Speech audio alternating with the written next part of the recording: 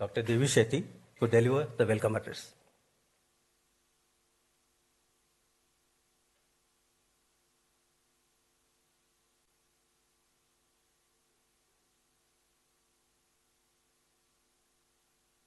Honorable Vice President of India, Shri Jagdeep Dhankhar, Dr. Sudesh Dhankhar, Honorable Governor of Karnataka, Shri Thawarchand Gehlot, IIMB board members, Director Professor Rishikesh Krishna, faculty members, students, and all present here today, a very warm welcome to all of you.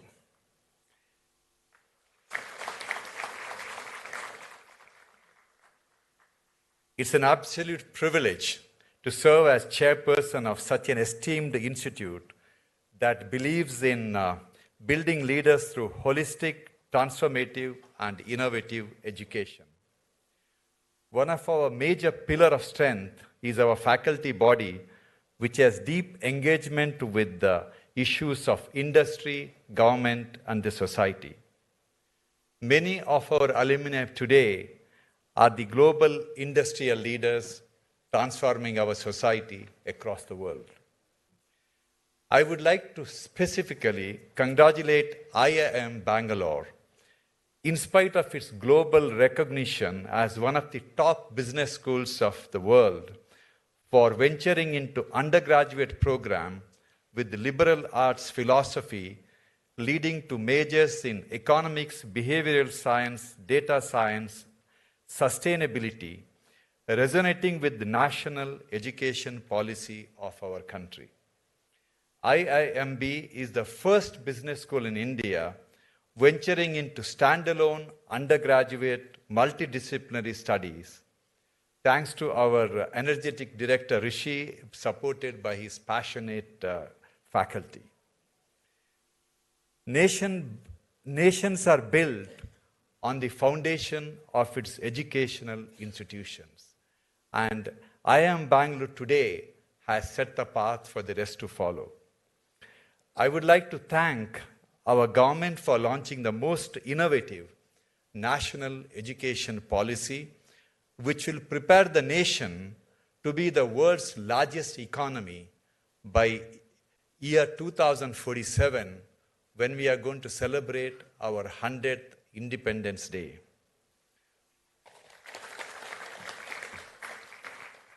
With this, I welcome all of you to partner with us in our journey towards building one of the greatest nations on the earth. Thank you so much. Most grateful.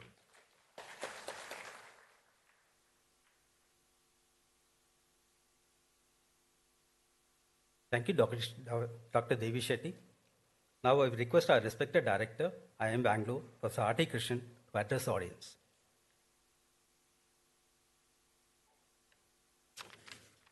Namaste. A very warm welcome to all of you on behalf of the faculty, staff, and students of the Institute. I have two duties which I have to perform at this time. The first is I have to tell you a little bit about the project which we just completed, which the Honorable Vice President will be inaugurating remotely in this function. And I have the pleasure of introducing both the Honorable Vice President and the Honorable Governor to all of you here. So let me first tell you a little bit about the project. As many of you might know, executive education is an important activity of our institute.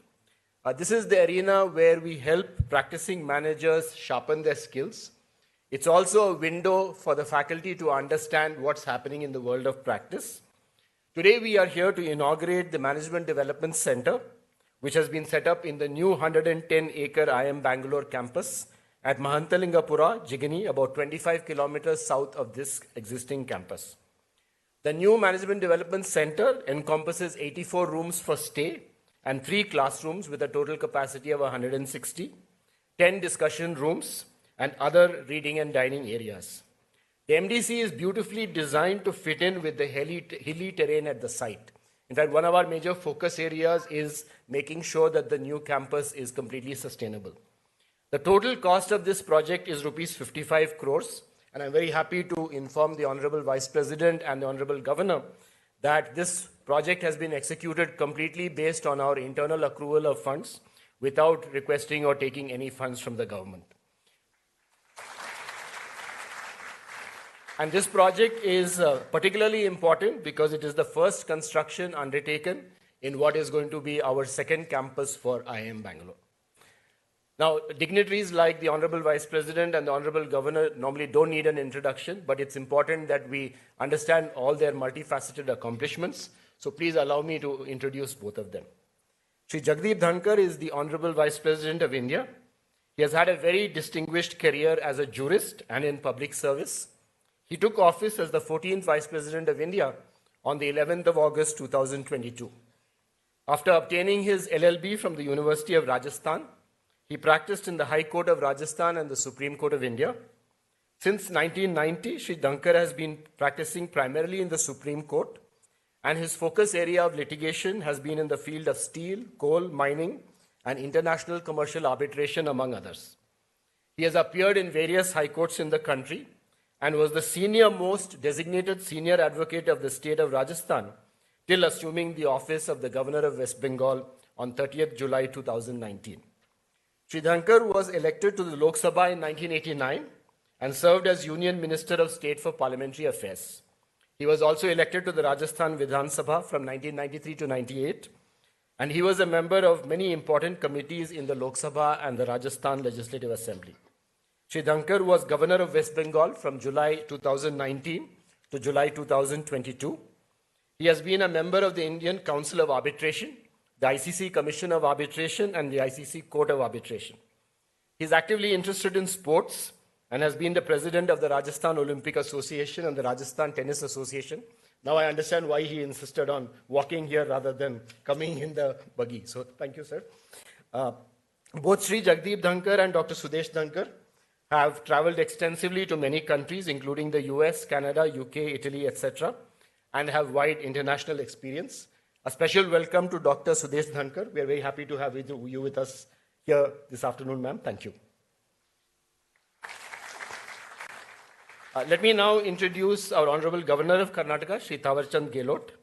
Shri Thawarchand Gehlot has had a distinguished career in politics, public service, and social upliftment. He has served 3 terms in the Madhya Pradesh Vidhan Sabha, 4 terms in the Lok Sabha, and 2 terms in the Rajya Sabha, representing the Bharatiya Janata Party. He has held several senior positions in the BJP during his political career. He made significant contributions as a member of prestigious committees of the Vidhan Sabha and Parliament. He has visited several countries as part of parliamentary and ministerial delegations, and he also served as a minister in the government of MP. Shri Gehlot is recognized for his outstanding contribution to the welfare of the underprivileged as Cabinet Minister for Social Justice and Empowerment in the Government of India from 2014 to 21. The people of Karnataka have benefited from his sagacity since he took charge as the Honorable Governor of Karnataka on 11th July 2021. Welcome to you, sir. Thank you.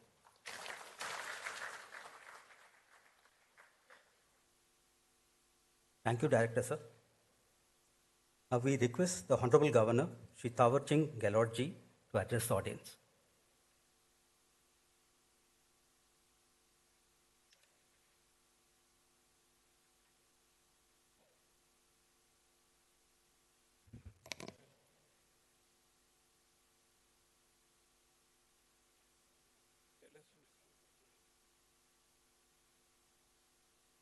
भारतीय प्रबंध संस्थान बेंगलोर के विकास केंद्र भवन उद्घाटन समारोह में मंच पर उपस्थित भारत के उपराष्ट्रपति आदरणीय श्री जगदीप धनखड़ जी, आदरणीय डॉक्टर श्रीमती सुदेश धनखड़ जी, IIM बेंगलोर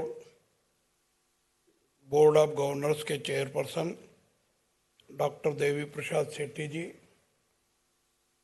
एवं director professor Rishikesh T Krishnan ji तथा समस्त महानुभाव, सम्माननीय अतिथिगण, मैं आप सबको सादर प्रणाम करता हूं और आप सबका हार्दिक स्वागत करता हूं। मेरी जानकारी में आया है कि 1973 में स्थापित IIM बेंगलोर ने स्थापना के बाद से ही भारतीय अर्थव्यवस्था के क्षेत्र में प्रबंधन क्षमताओं को विकसित करने की प्रतिबद्धता दिखाई है। Centre for software and IT management और सॉफ्टवेयर एंटरप्राइज मैनेजमेंट में पोस्ट ग्रेजुएट प्रोग्राम के माध्यम से बेंगलोर को सॉफ्टवेयर उद्योग में एक नई पहचान दी है और बेंगलोर को आईटी हब बनाने में महत्वपूर्ण योगदान दिया है। मैं ऐसे अच्छे कार्यों को करने के लिए संस्थान को बधाई और शुभकामनाएं देता हूं। आईआईएम ने वर्ष 2000 में NSRCEL सेंटर फॉर एंटरप्रेन्योरिंग लर्निंग की स्थापना करके उद्यमशीलता को गतिशीलता प्रदान करने का कार्य किया है। डिजिटल शिक्षा में पहल के लिए मैसिव ओपन ऑनलाइन कोर्सेज प्रारंभ करके बिजनेस एनालिटिक्स में 2 साल का पोस्ट ग्रेजुएट प्रोग्राम भी लॉन्च किया है। मुझे जानकर खुशी हो रही है कि आईआईएम ने प्रशिक्षित स्वास्थ्य पेशेवरों की आवश्यकता को पूरा करने के लिए 12 महीने का हॉस्पिटल मैनेजमेंट में प्रोफेशनल सर्टिफिकेट कार्यक्रम भी लॉन्च किया है।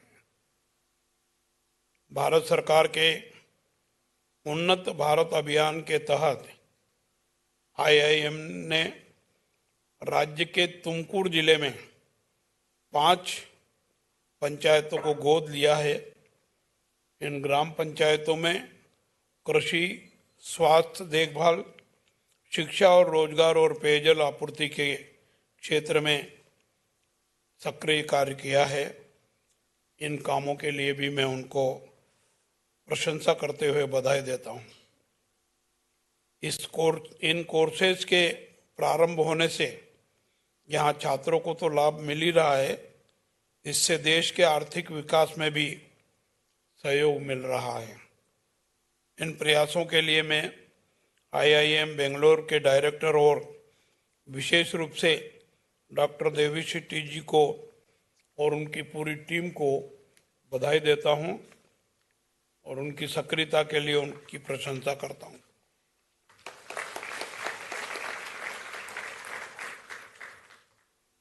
आज़ादी के अमृत महोत्सव के अवसर पर आईआईएम द्वारा अनेक कार्यक्रमों और गतिविधियों का आयोजन किया गया है। देश की आर्थिक प्रगति में अहम भूमिका निभाई है। आज भारत की अर्थव्यवस्था दुनिया की 5वीं सबसे बड़ी अर्थव्यवस्था है। दुनिया के विकसित राष्ट्रों में आर्थिक दृष्टि से भारत का 5वां स्थान है। गौरवशाली और विकसित भारत के निर्माण के अगले 25 वर्ष का ये कार्यकाल हमारे लिए एक अवसर है। इस अमृतकाल के कार्यकाल में हमारे देश को दुनिया के अग्रणी देशों की पंक्ति में खड़ा करने के लिए हमारे पास एक अवसर है। देशवासियों की और सरकारों की अपेक्षा है कि हम जब 100 साल की आज़ादी का जश्न मनाएं तो दुनिया के विकसित राष्ट्रों में अग्रिम पंक्ति में हो, इस प्रकार का प्रयास करें। मैं भी अनुरोध करता हूं कि हम इसमें सहभागी बने और अपने कर्तव्य का पालन करें। प्रसन्नता का विषय है कि आज महान भारत के उपराष्ट्रपति आदरणीय श्री जगदीप धनखड़ जी अपनी पत्नी के साथ हम सब लोगों के बीच में आए हैं और उनके कर कमलों से संस्थान के प्रबंध विकास केंद्र भवन का आज उद्घाटन किया जा रहा है, जिसका उपयोग आईआईएम के शिक्षा कार्यक्रमों के संचालन की क्षमता बढ़ाने के लिए किया जाएगा और निश्चित रूप से इससे गुणात्मक लाभ मिलेगा। मैं आदरणीय उपराष्ट्रपति जी को धन्यवाद देता हूं और आभार व्यक्त करता हूं कि वो IIM के निमंत्रण को स्वीकार करके यहाँ पधारे हैं। मैं IIM बेंगलुरु द्वारा किए जा रहे उत्कृष्ट कार्यों के लिए पूरी टीम को बधाई देता हूं और ये मेरी वाणी को विराम देता हूं। धन्यवाद। जय हिंद, जय भारत, जय Karnataka.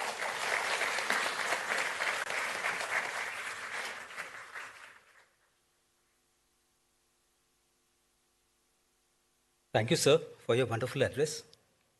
Now we request the Honorable Vice President of India, Shri Jagdeep Dhankhar ji, to inaugurate the new MDC building virtually.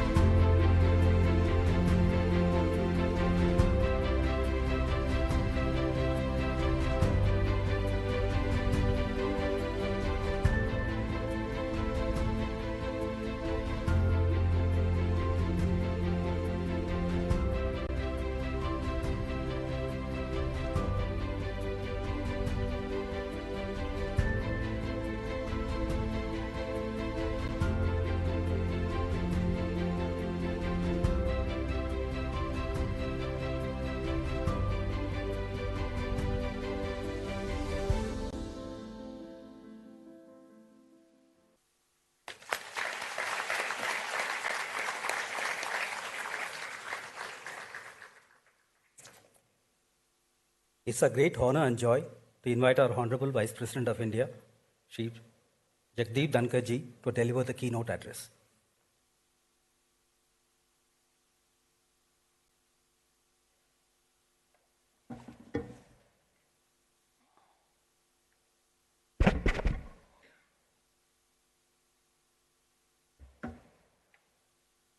Very warm good afternoon to all of you. I will reveal in a while why I chose IIM Bangalore and virtually solicited an invitation in preference to pending invitations.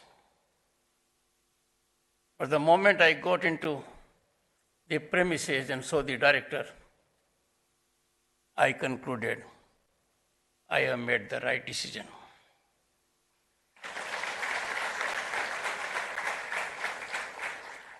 Sri Thawarchand Gehlot ji, Honorable Governor of Karnataka, a very modest man, very simple man. But when you go through his profile, how many times in the state legislature? How many times in Lok Sabha, where I have been only once? And how many times in Rajya Sabha,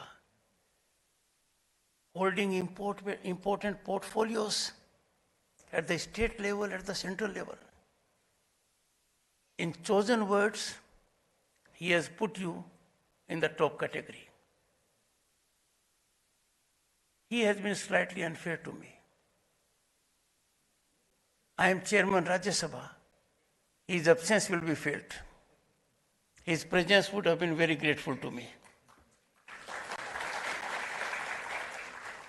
The two honorable gentlemen who are here on the dais, not my wife. I know her for 44 years. And mind you, I have been telling quite often to people at large, पंगा मत लो, बहुत trend आदमी हूँ, इसको face किया हुआ है. Dr. Devi Prasad Shetty and Professor Rishikesh T. Krishnan. I do not know them personally, but I know of them enough to reflect. And I can tell you, you are under the command of very tough people. I got the taste of it. Within 3 minutes of my landing at the premises, the director gave me homework. But I need to caution the director that I am not the one who leaves homework without being reciprocated. I would leave homework for all of you before I leave. Let me reveal, after greeting the distinguished faculty and enormous talent that is present in this house that will shape India. The taste of the pudding lies in eating. I thought, a chairman Rajya Sabha, I must make some difference. You make difference how? You make difference through human resource. We already have a team in the Rajya Sabha which is 1,400 plus. My efforts yielded some fruits. And we were lucky to have a secretary in Rajya Sabha, 1991 batch IAS officer, alumni of IIM Bangalore. Rajit Punhami. I'm sure he will feel embarrassed and he's not prepared for it, but he has made difference. He has made a massive difference in my outlook in dealing with the affairs of Rajya Sabha. And the difference is qualitatively very productive. I thought, therefore, I will solicit an invitation and express my deep sense of gratitude to this institute, whose benefit the upper house, the Council of States, the Rajya Sabha is enormously getting. Friends, the chairman, the director, and the honorable speaker, honorable governor, have spoken enough about the institution, and you know about it more than I do. It's too well known. I would therefore share some thoughts with you. I am one of you. Why? I am product of education. I was in a small village that didn't have electricity, didn't have road, had nothing. I was lucky to get a scholarship when I was in class 5 to Sainik School Chittorgarh, and that changed my life. Quality education. Then, those were the days when we didn't have Amul butter. We had Polson. I'm sure seniors would recollect Polson. I was so attached to my teachers that whenever I would talk to a teacher, the students behind will low voice say, Paulson, Paulson, Paulson. That explains why I was topper of the class all throughout. And Mr. Director, one of the pains I ever suffered was what will happen if I didn't come number one. I have come to tell you the truth now. Nothing would have happened. I suffered that pain, that tension, that stress, that heavens will fall which they have never fallen. Historically, heavens have never fallen, and this expression gets into our ears quite often. If I had not suffered that tension and stress of being at number one academically, I would have had little more time to develop my other faculties. And perhaps I would have been in this seat much earlier. So my one piece of advice based on my experience is, have no tension, have no stress, and never fear to make a mistake. The moment you fear making a mistake, you will not be enterprising. Historically, if you analyze all developments that have shaped good things in society and humanity, it was never the first attempt. The only first attempt which in my life I have greatly benefited of the success was saying yes to my wife. And mind you, what could be a more high-risk decision than that? To have a wife who is more educated than you are.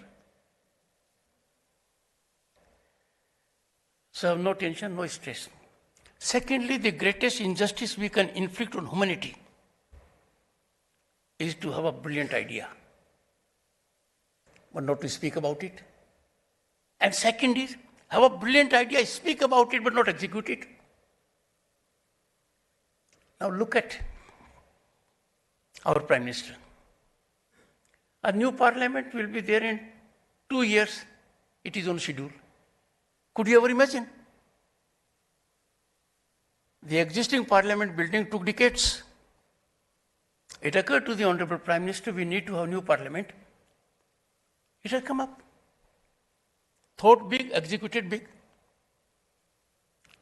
I was elected to parliament in 89. I was a union minister also. In 89, what I had in my power? Two things. One, 50 gas connections I could give to anyone. Imagine the power of a parliamentarian then, of the largest and mother of democracy, that he took great pride. 50 gas connections in a year he could give to anyone. And 50 telephone connections. No one wants the telephone connections any longer. They were very expensive, very difficult to come by then. Now look at the present dispensation. 170 million gas connections given free to those households that need it. Isn't it mind-boggling? It is. Executed. Why, in your own times, my young friends, COVID, I was governor state of West Bengal, a tough state. You know it. And COVID came. Of course, on the lighter side, it was stated that it is because I was governor of West Bengal. But then that I suffered also for many of the cyclones that normally come to the eastern coast of the country. So COVID, the Prime Minister took 3 steps. One, people's curfew. It was the earliest, most innovative mechanism. As governor, I was part of it. Some people ridiculed it. What is this? Where has he got this crazy idea from? But then, in retrospect, it was world's most significant public awareness program. Without coercive mechanism of the state, without regulatory regime of the state coming into force, the people came forward. That was great. He made us aware we have a danger coming. COVID, pandemic, non-discriminatory, impacted the humanity. He thought innovation could be the only way out. It was ridiculed. First, there is no COVID. Reflect now, because young minds, you are here. You are the future. You have to take this country on your shoulders. You are warriors of 2047. What India will be in 2047 will be determined by your efforts. So take note of it. First reaction was, where is the COVID? It's all politics. But COVID did come. After COVID came, why don't you get vaccines from outside? Why do you engage in innovation? Now, it will be foolhardy not to believe in your wisdom, your talent, and to subscribe to the talent of someone else. They said, no, this vaccine wouldn't succeed. There is another vaccine. And that vaccine is getting a good hit. You know it. Good hit globally. Ultimately, where are we? The world is looking at us. How could 1.4 billion people deal with COVID? How could you give 220 crore doses and all digitally mapped?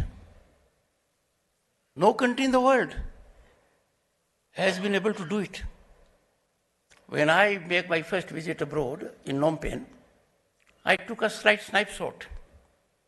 I may have ceased to be a lawyer by virtue of constitutional office, but the traits normally are not that dormant. They do surface sometimes, unwittingly. I said, in my country, the leadership did not care for paper industry. The person looking at me was slightly surprised. What does that mean? I said, paper industry would have thrived if our certificates were to be on paper. 220 crore certificates to be traded on paper several times. Paper industry was bound to prosper. We didn't care for that. We cared for technology. So our COVID management is respected globally. And why? Because of the warriors. I was the one who was slightly said, oh, this governor so educated, a senior advocate of great reckoning, ये घंटी बजा रहा है Covid warriors के लिए.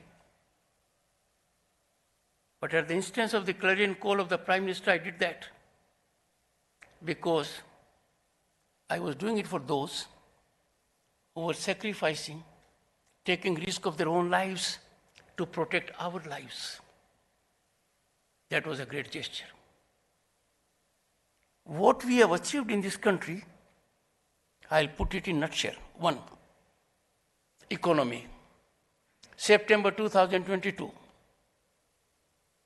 we had a milestone development. We became the 5th largest global economy. That's one significant achievement. But more significant,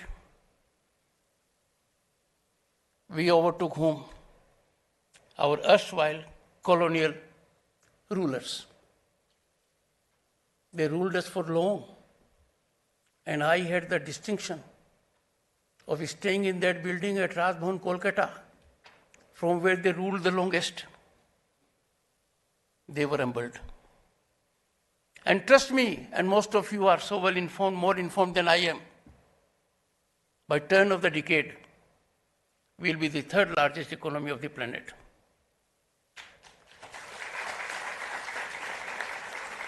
How has this come about? This has not come about by established industrialists. With highest respect to Mr. Sethi, he is the man who believes in change and believes in innovation.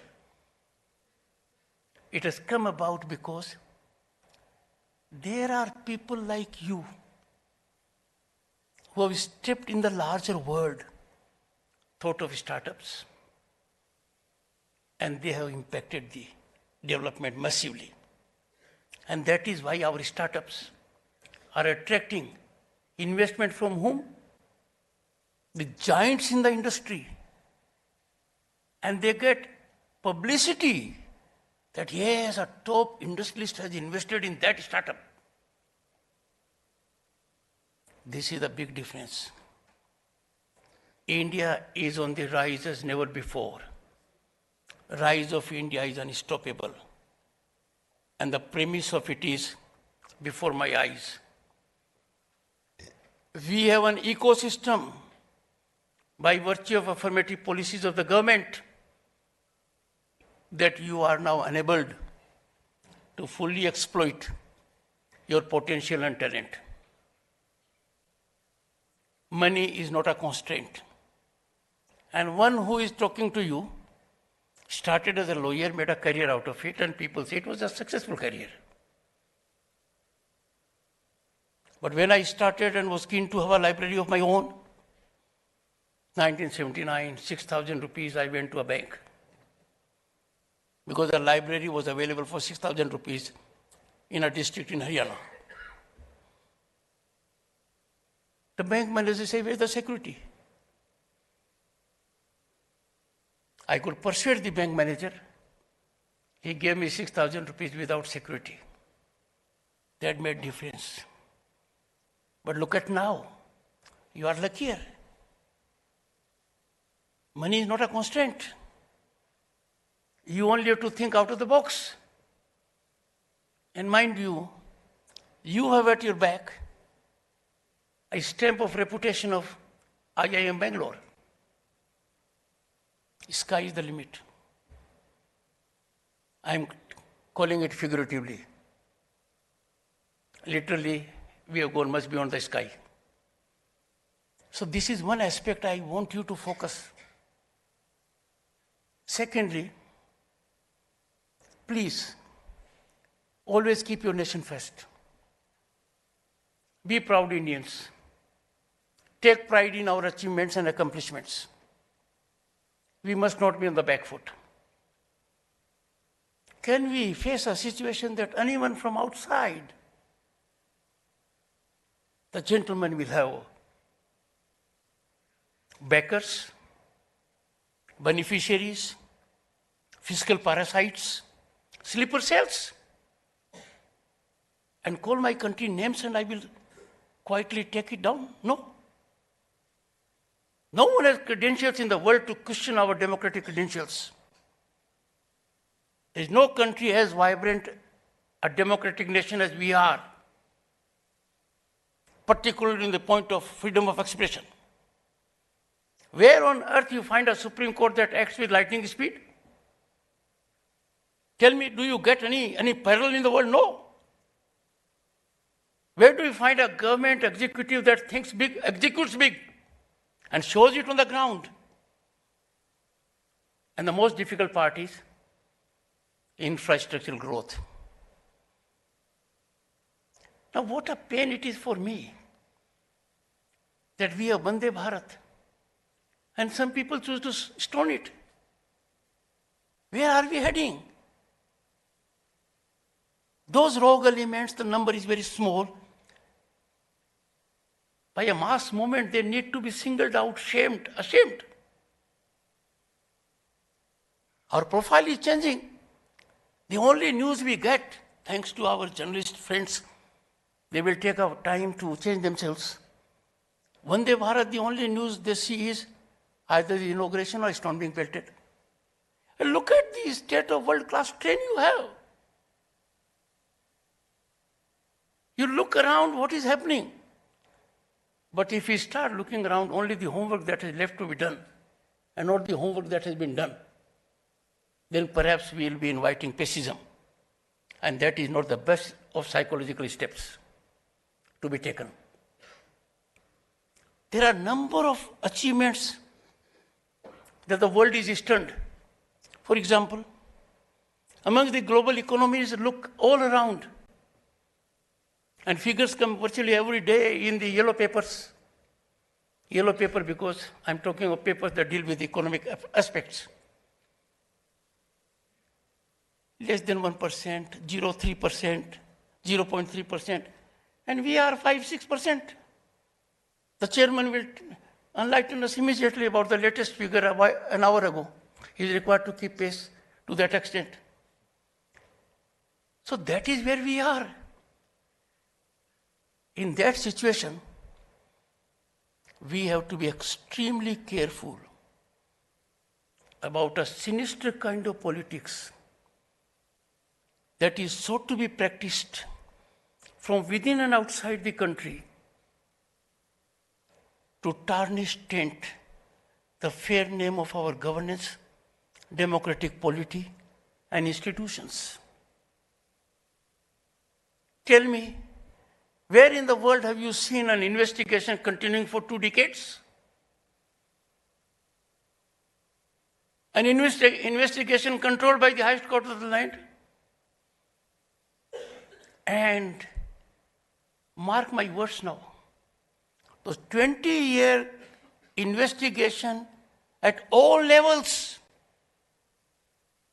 trial court, high court, Supreme Court, SIT, culminated into a judgment of the Supreme Court in 2022.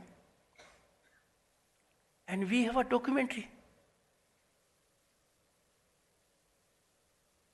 They didn't think it is relevant during 20 years.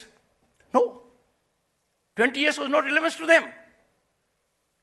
After the highest court of the land, an independent court mechanism in the country, has come to a firm conclusion in 2022, you plan to play politics the other way around and you want a citizen of this country believing in nationalism to keep quiet? Can you really engage into such kind of floating of narratives? Can you dump information in this country which suits you and we will not be in a position to neutralize it? I'm sure the industry here knows why did we have anti-dumping? To save the domestic industry.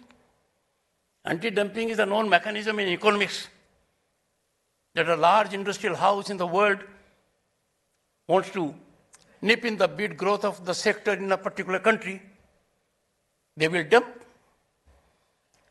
Maruti wouldn't have been a success if there could have been dumping of, let's say, 200,000 cars at the relevant time at a much lower price. Similarly, the dumping of information. We cannot countenance it. For example, in a simple word, I would say, a devil can't be allowed to take aid of scriptures. Because in doing so, you are challenging our intellect that we are totally hoodwinked by your exercise, which is sinister and aimed only to damage us. I want young minds to think about it. I want young minds to focus on it. There is one gentleman whose claim to fame is only he has some money. His second claim to fame is he uses that money. His third claim to fame is he has used this money successfully to take on certain institutions, banking or otherwise, or some countries.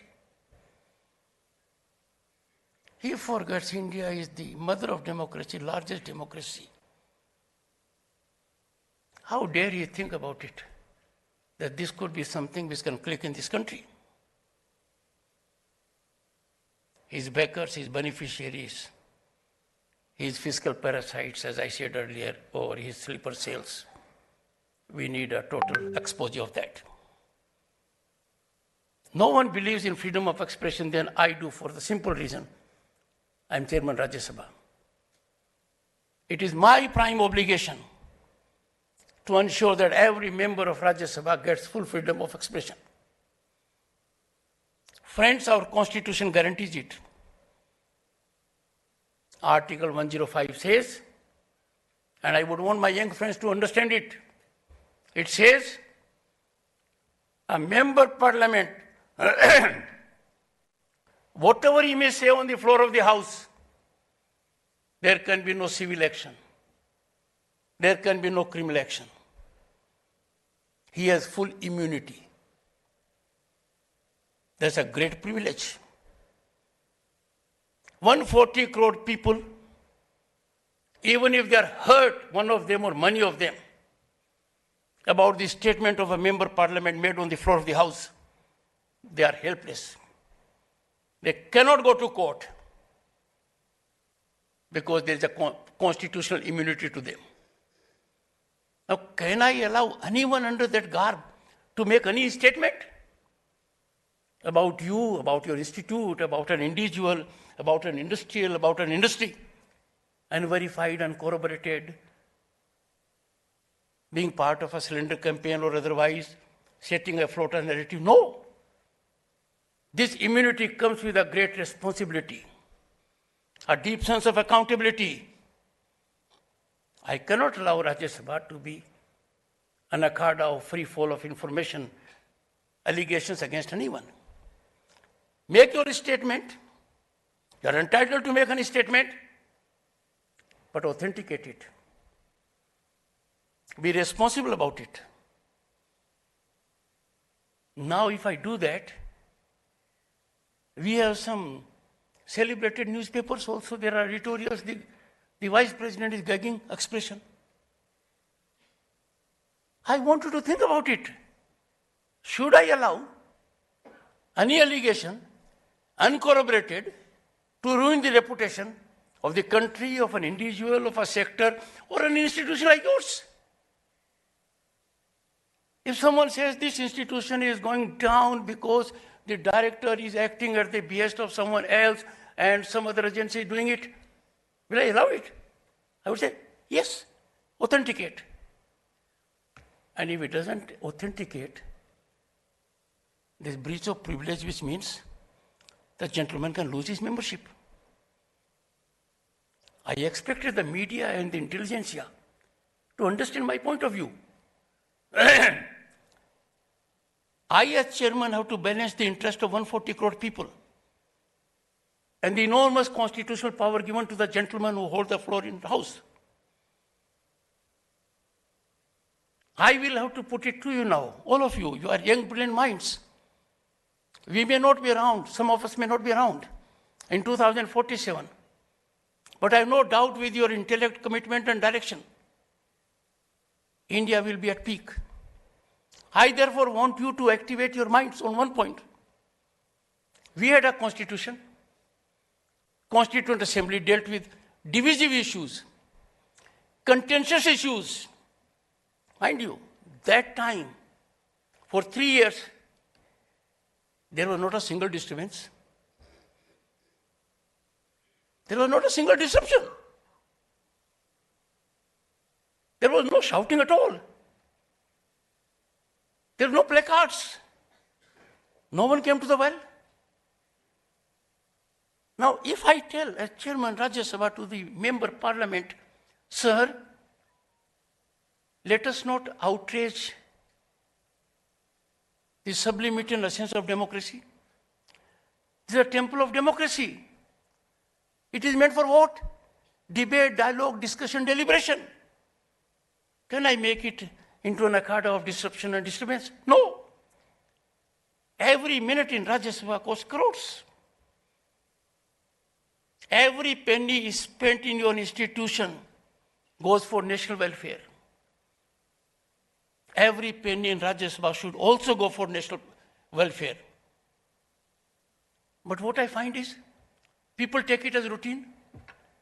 कि आज house नहीं चला, disruption हो गया, नारेबाजी हो गई.